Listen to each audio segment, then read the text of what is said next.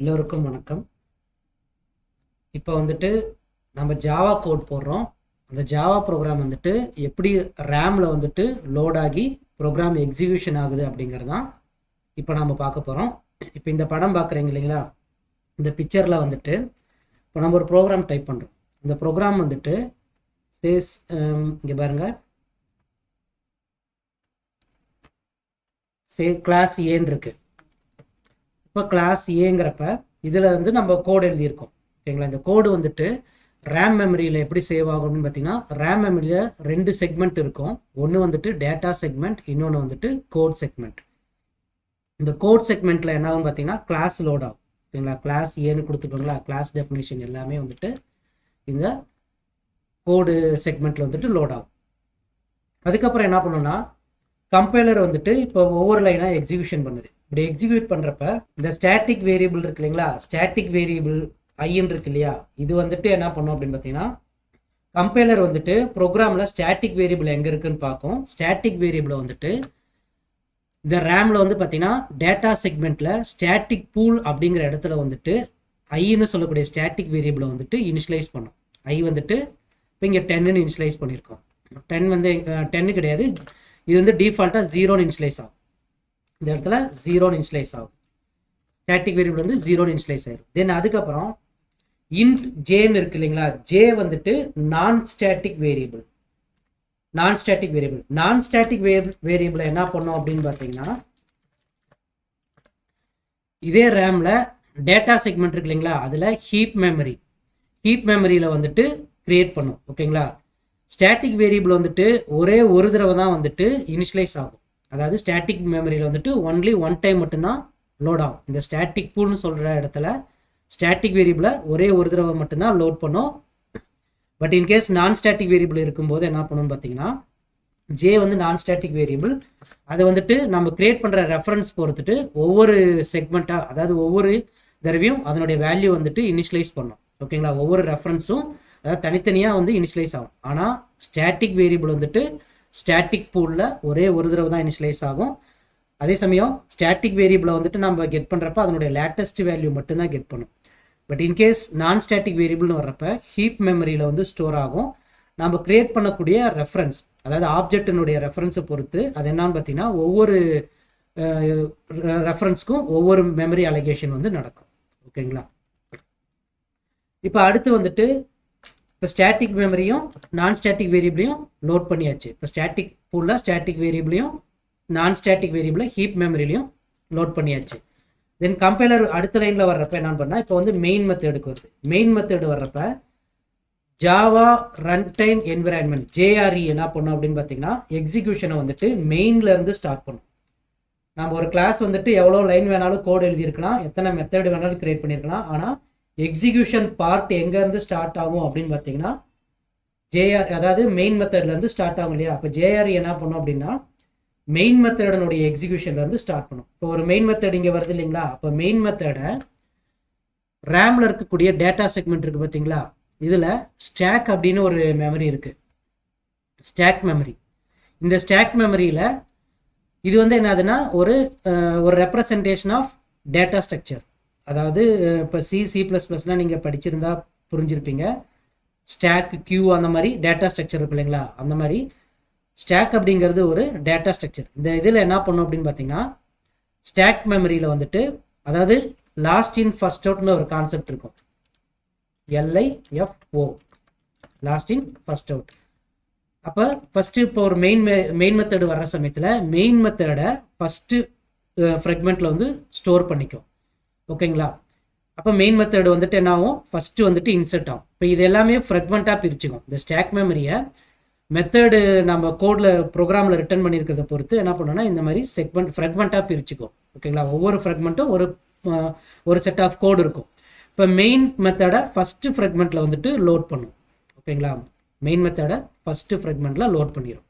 தென் அதுக்கப்புறம் என்ன ஆகுதுன்னு பார்த்தீங்கன்னா, இப்போ மெயின் மெத்தடில் இருந்தால் எக்ஸிக்யூஷன் ஸ்டார்ட் ஆகுது. இப்போ system.out.println எக்ஸிக்யூஷன் பிகின்ஸ் அப்படின்னு பிரிண்ட் ஆகுது. தென் அதுக்கப்புறம் ஸ்டாட்டிக் வேரியபிளை வந்துட்டு நம்ம கிளாஸ் வச்சு இனிஷியலைஸ் பண்ணலாம். இப்போ நீங்கள் வந்துட்டு ஐ வந்து ஸ்டாட்டிக் வேரியபிள் இல்லையா, நீங்கள் i ஈக்குவல் டு 10ன்னு டைரெக்டாகவும் கொடுத்துக்கலாம், அதர்வைஸ் கிளாஸை வச்சு இனிஷியலைஸ் பண்ணலாம். ஸ்டாட்டிக் வேரியபிளை மட்டும் நம்ம எப்படி பண்ணலாம், i ஈக்குவல் டு 10. இப்போ மெயின் வந்து ஒரு ஸ்டாட்டிக் மெத்தடு, இதுக்குள்ளார நீங்கள் i வந்து டைரெக்டாக i ஈக்குவல் டு 10ன்னு இனிஷியலைஸ் பண்ணலாம். அதே சமயம் கிளாஸை வச்சு அதை ரெப்ரசென்ட் பண்ணலாம், a dot i equal to 10ன்னு கிளாஸை வச்சு நீங்கள் இனிஷியலைஸ் பண்ணலாம். ஓகேங்களா? அப்போ என்ன ஆகுது, இப்போ லேட்டஸ்ட் வேல்யூ என்னது 10. ஸ்டாட்டிக் வேரியபிளை இனிஷியலைஸ் பண்ணலன்னா டிஃபால்ட்டாக 0 இனிஷியலைஸ் ஆகிருக்கும் இல்லையா. இப்போ லேட்டஸ்ட் வேல்யூ ஐயில் வந்துட்டு 10ன்னு இருக்கும். சரிங்களா? i வந்துட்டு 10. எது இனிஷியலைஸ் பண்ணுறதுக்கு முன்னாடி 0 இருக்கும். ஆனால் நம்ம இந்த லைனில் a dot i equal to 10ன்னு இனிஷியலைஸ் பண்ணிட்டோம். அப்போ இந்த இடத்துல வந்துட்டு 10ன்னு இனிஷியலைஸ் ஆகிருக்கும். சரிங்களா? தென் அடுத்து இந்த லைனுக்கு வரும் a1 அப்படின்னு நாம் என்ன பண்ணுறோம்னா ஒரு ஆப்ஜெக்ட் கிரியேட் பண்ணுறோம், ஈக்குவல் டு நியூ a. அதாவது ஏங்கிற கிளாஸுக்கு ஒரு ரெஃபரன்ஸ் கிரியேட் பண்ணுறோம். சரிங்களா? தென் இதில் வந்துட்டு நான் ஸ்டாட்டிக் வேரியபிள் ஜே வந்து என்னது நான் ஸ்டாட்டிக் வேரியபிள் இல்லைங்களா. அப்போ என்ன பண்ணோம் அப்படின்னு பார்த்தீங்கன்னா நம்ம இன்ஸ்டன்ஸ்ங்கிறது ஆப்ஜெக்டை வச்சு நம்ம இனிஷியலைஸ் பண்ணோம். இப்போ a1 dot J equal to 20ன்னு ஆப்ஜெக்ட் வச்சு இனிஷியலைஸ் பண்ணுறோம். அப்போ என்ன ஆகுன்னு பார்த்தீங்கன்னா இப்போ a1 இருக்கு இல்லைங்களா, a1க்கு ஒரு a1 வந்துட்டு i வந்து என்னது நான் ஸ்டாட்டிக் வேரியபிள் வந்து ஹீப் மெமரியில் வந்துட்டு ஜேக்கு வந்துட்டு ஒரு மெமரி கிரியேட் பண்ணிவிட்டு இப்போ இதனுடைய ரெஃபரன்ஸ் வந்துட்டு a1க்கு அலகேட் பண்ணோம். இதில் 20 அப்படின்னு வேல்யூ வந்து சேவ் பண்ணிக்கும். ஓகேங்களா? இப்போ வந்துட்டு ஜே வந்துட்டு 20. தென் அடுத்து இந்த லைன் வருது, இன்னொரு ரெஃபரன்ஸ் கிரியேட் பண்ணுறேன், அதனுடைய ரெஃபரன்ஸ் வந்து a2 ஈக்குவல் டு நியூ ஏன்னு கொடுத்துட்றேன். தென் a2 டாட் ஜேன்னு வர்ற சமயத்தில் இப்போ இது வந்து ஜே நான் ஸ்டாட்டிக் வேரியபிள். அப்போ என்னன்னா இன்னொரு தடவை ஜே வந்துட்டு இனிஷியலைஸ் ஆகும். ஓகேங்களா? அப்போ ஜே வந்து இன்னொரு தடவை இனிஷியலைஸ் ஆகிட்டு இதில் ஜே வந்துட்டு 13 ஸ்டோர் ஆகும். இதனுடைய ரெஃபரன்ஸ் வந்து a2க்கு எடுத்துக்கும்.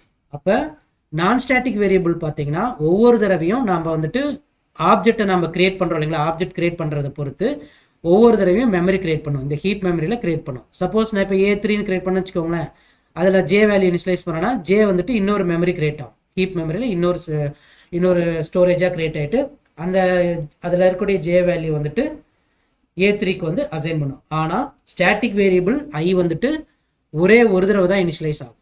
சரிங்களா? இப்போ இந்த இடத்துல வந்துட்டு system dot out dot println program எண்ட்ஸ்னு கொடுத்தோம். சப்போஸ் இப்போ அடுத்தது பாருங்கள் m1ன்னு ஒரு மெத்தடு கிரியேட் பண்ணியிருக்கோமா, m1. இதை வந்துட்டு நான் இங்கே m1 கால் பண்ணுறேன்னு வச்சுக்கோங்களேன். இப்போ m1 a2 டாட் m1ன்னு மெத்தடை கால் பண்ணுறேன். இப்போ என்ன ஆகுதுன்னு பார்த்தீங்கன்னா இங்கேருந்து கண்ட்ரோல் நேராக எங்கே வரும், m1 மெத்தடுக்கு வந்துடும் இல்லைங்களா.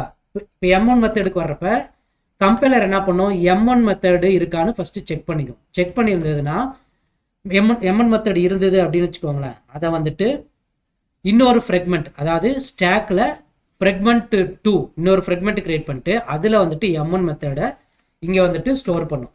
ஓகேங்களா? இங்கே m1 மெத்தட் வந்துட்டு ஸ்டோர் ஆகும். ஓகேங்களா? சப்போஸ் m2ன்னு இன்னொரு மெத்தட் கிரியேட் பண்ணுறான்னு வச்சுக்கோங்களேன், அதை கால் பண்ணுறப்ப கம்பைலர் வந்து m2ன்னு ஃப்ரெக்மெண்ட் 3ல் வந்து கிரியேட் பண்ணும். இந்த மாதிரி வந்துட்டு ஒரு ப்ரோக்ராமில் எத்தனை மெத்தட் நம்ம கிரியேட் பண்ணுறோமோ அதை ஸ்டாக்கில் வந்துட்டு ஒவ்வொரு ஃப்ரெக்மெண்ட்டாக ஒவ்வொரு பிளாக் ஆஃப் கூடையும் ஒவ்வொரு மெத்தடையும் ஒவ்வொரு ஃப்ரெக்மெண்ட்டாக வந்துட்டு ஸ்டோர் பண்ணிக்கும். சரிங்களா? ஃப்ரெக்மெண்டேஷன் சொல்லுவோம். ஒவ்வொரு ஃப்ரெக்மெண்ட்டாக வந்துட்டு மெத்தடை வந்துட்டு ஒவ்வொரு அந்த பிளாக் ஆஃப் கோடை வந்துட்டு ஸ்டோர் பண்ணிக்கும். இப்போ ஸ்டாக் வந்து என்ன சொல்லியிருக்கோம், லாஸ்ட் இன் ஃபர்ஸ்ட் அவுட்னு சொல்லியிருக்கோம் இல்லைங்களா. இப்போ ஃபஸ்ட்டு வந்துட்டு எந்த மெத்தடை வந்துட்டு கால் பண்ணியிருக்கோம், மெயின்லேருந்து தானே எக்ஸிக்யூஷன் ஸ்டார்ட் ஆகும். மெயின் வந்துட்டு இங்கே இருக்குது. மெயின்குள்ளார ஒவ்வொரு லைனாக லோட் பண்ணுற சமயத்தில் என்னென்னு பார்த்தீங்கன்னா ஸ்டாட்டிக் வேரியபிளை ஸ்டாட்டிக் பூலில் வந்து இனிஷியலைஸ் பண்ணோம். நான் ஸ்டாட்டிக் வேரியபிளை வந்துட்டு பார்த்தீங்கன்னா ஹீப் மெமரியில் இனிஷியலைஸ் ஆகும். ஒவ்வொரு ரெஃபரன்ஸும் கிரியேட் பண்ணுறப்ப அந்த நான் ஸ்டாட்டிக் வேரியபிளினுடைய இது வந்துட்டு பார்த்தீங்கன்னா இன்ஸ்டன்ஸ் கிரியேட் ஆகிட்டு அதில் நான் ஸ்டாட்டிக் வேரியபிள் வந்துட்டு இனிஷியலைஸ் ஆகும். இப்போ m1 வருது, m1 கால் பண்ணுறப்ப m1ங்கிறது இங்கே ரன் ஆகுது. d = 10 m1 காலிங்னு பிரிண்ட் ஆகுது. ஆஃப்டர் தட் இங்கே எக்ஸிக்யூஷன் முடிச்சதுக்கப்புறம் நேராக எங்கே வரணும், மெயின் வரணும் இல்லைங்களா. மெயினுக்கு வர்ற சமயத்தில் இப்போ மெயின்லேருந்து m1க்கு போயாச்சு. M1ல வந்துட்டு இந்த எக்ஸிக்யூஷன் முடிஞ்சிருச்சு. முடிச்சதுக்கப்புறம் திரும்ப மெயினுக்கு தானே வரணும். மெயினுக்கு வர்ற சமயத்தில் என்ன ஆகும் பார்த்தீங்கன்னா, இப்போ இந்த ஃப்ரெக்மெண்ட் 2 அப்படிங்கிறது என்னதுன்னா கார்பேஜ் கலெக்டார். கார்பேஜ் கலெக்டார்னா வந்து இப்போ நம்ம M1 தான் கால் பண்ணிட்டோம், அதனுடைய எக்ஸிக்யூஷன் முடிஞ்சிருச்சு. இந்த இடத்துல D = 10 அப்படின்னு பிரிண்ட் ஆகிட்டு M1 காலிங்னு பிரிண்ட் ஆகிடுச்சு. கண்ட்ரோல் திரும்ப மெயின் மெத்தடுக்கே வருது. மெயின் மெத்தடுக்கு வர்றப்ப என்னன்னு பார்த்தீங்கன்னா, இப்போ இந்த ஃப்ரெக்மெண்ட் 2 அப்படிங்கிறது வந்து கார்பேஜ் கலெக்ஷனுக்கு எடுத்துட்டு அந்த மெமரி வந்துட்டு என்ன பண்ணணும்னு பார்த்தீங்கன்னா கிளீனிங் அப் ப்ராசஸ், அதாவது JVM ஆட்டோமேட்டிக்காக என்ன பண்ணும், கிளீனிங் பண்ணும். ஓகேங்களா? ஸோ இந்த மாதிரி ஆட்டோமேட்டிக் கார்பேஜ் கலெக்ஷன் வந்து ஜாவா வந்து பண்ணும். இப்போ ஃப்ரெக்மெண்ட் 2 வந்து காலியாக இருக்கும். சரிங்களா? இந்த மாதிரி நம்ம எவ்வளோ மெத்தட் கிரியேட் பண்ணுறோமோ அந்த மெத்தட் எல்லாமே வந்துட்டு ஒவ்வொரு ஃப்ரெக்மெண்ட்டாக வந்துட்டு ஸ்டோர் பண்ணிகிட்டே வரும். சரிங்களா? இப்போ மெயின் மெத்தடுக்கு வருது இல்லைங்களா? இப்போ நீங்கள் பாருங்கள், ஃபஸ்ட்டு மெயின் மெத்தட் இருந்து கால் பண்ணோம். மெயின் மெத்தடை ஃப்ரெக்மெண்ட் 1ல ஸ்டோர் பண்ணோம். அதுக்கப்புறம் அதுலேருந்து M2 கால் பண்ணோம். M2னுடைய எக்ஸிக்யூஷன் முடிச்சுட்டு வர்றப்ப இப்போ இது லேட்டஸ்ட்டாக என்ன இன்செர்ட் ஆயிருக்கு, M1உடைய எக்ஸிக்யூஷன் முடிச்சுட்டு திரும்ப மெயினுக்கே வரும். ஓகேங்களா? இதான் லாஸ்ட் இன் ஃபர்ஸ்ட் அவுட்னு சொன்னோம். ஓகேங்களா? ஃபஸ்ட்டு மெயினை இன்செர்ட் பண்ணது, அது லாஸ்ட்டு அதனுடைய, அதாவது மற்ற மெத்தடினுடைய எக்ஸிக்யூஷன்லாம் முடிச்சுட்டு திரும்ப கண்ட்ரோல் எங்கே வரும்னா மெயினுக்கே வந்துடும். அப்போ ஃபஸ்ட்டு மெயின் மெத்தடை ஃப்ரெக்மெண்ட்டில் இன்செர்ட் பண்ணது, அதுக்குள்ளார நம்ம மெத்தேடு வரிசையாக கால் பண்ணுற சமயத்தில் அது அடுத்தடுத்த மெத்தடை வந்துட்டு ஃப்ரெக்மெண்ட்லேருந்து கால் பண்ணிவிட்டு திரும்ப ரிட்டன் எங்கே வரும்னா மெயினுக்கு வரும். இதுதான் வந்து லாஸ்ட் இன் ஃபர்ஸ்ட் அவுட்னு சொல்லுவோம். இப்போ நீங்கள் M2ன்னு இன்னொரு மெத்தட் கிரியேட் பண்ணிங்கன்னா இப்போ ஃப்ரெக்மெண்ட் 3ல ஸ்டோர் பண்ணும். நீங்கள் M2வை கால் பண்ணுறீங்கன்னா ஃபஸ்ட்டு M2க்கு வந்துட்டு M2னுடைய எக்ஸிக்யூஷன் முடிச்சுட்டு அதுக்கப்புறம் M1க்கு வரும். M1உடைய எக்ஸிக்யூஷன் முடிச்சுட்டு மறுபடியும் மெயினுக்கு வரும். இதுதான் லாஸ்ட் இன் ஃபர்ஸ்ட் அவுட். லாஸ்ட்டாக ஃப்ரெக்மெண்ட்டில் ஸ்டோர் ஆனதை வந்துட்டு எக்ஸிக்யூஷன் ஆகிட்டு அதுக்கப்புறம் கடைசியாக மெயினுக்கு வருது. ஓகேங்களா? ஃபஸ்ட்டு மெயினை ஸ்டோர் பண்ணோம் இல்லைங்களா? அப்போ கடைசியாக மெயினுடைய எக்ஸிக்யூஷனுக்கு வருது. ஸோ இந்த மாதிரி வந்துட்டு இதனுடைய எக்ஸிக்யூஷன் நடக்கும். ஓகேங்களா?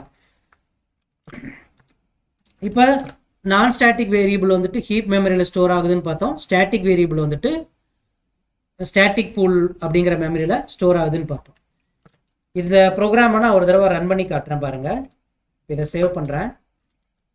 a.javaன்னு சேவ் பண்ணுறோம்.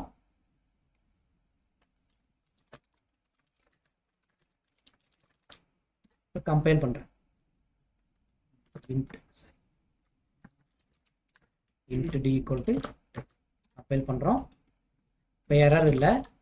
இப்போ என்ன ஆகுதுன்னு பார்த்தீங்கன்னா ரன் பண்ணுறேன். ஜாவா ஏன்னு ரன் பண்ணுறேன்.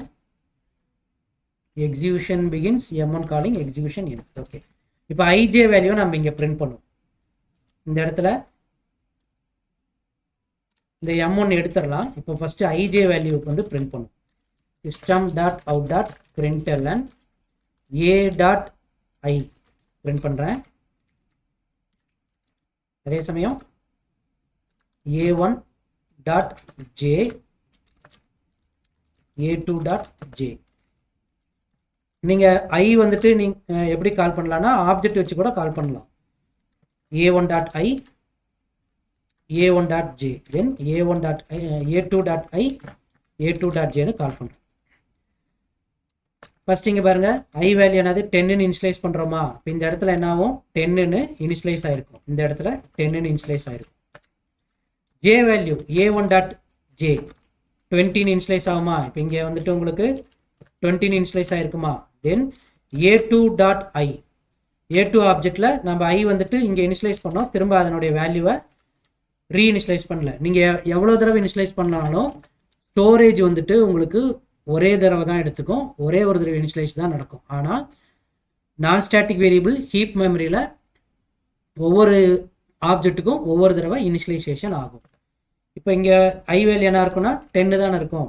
அதே மாதிரி இப்போ a2.j a2ல j வேல்யூ நம்ம 13ன்னு கொடுத்துருக்கோம் இல்லைங்களா? இப்போ a2க்கு 13ன்னு ஹீப் மெமரியில் வந்து இனிஷியலைஸ் ஆகிருக்கும். ஓகேங்களா? அப்போ உங்களுக்கு பாருங்கள்,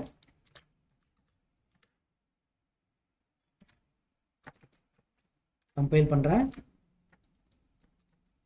ரன் பண்ணுறப்ப 10 20 10 20 சரி 10 20 10 30 10 20 10 30. ஓகேங்களா?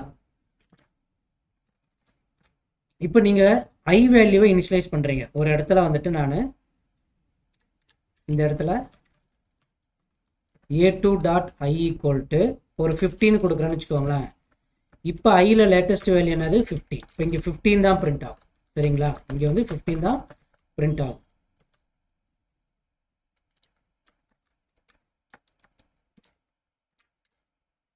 இந்த இடத்துல பாருங்க 50 பிரிண்ட் ஆகுது. இதை வந்துட்டு இதை கட் பண்ணிட்டு இந்த லைன்ல நான் வந்து கொடுக்குறேன்.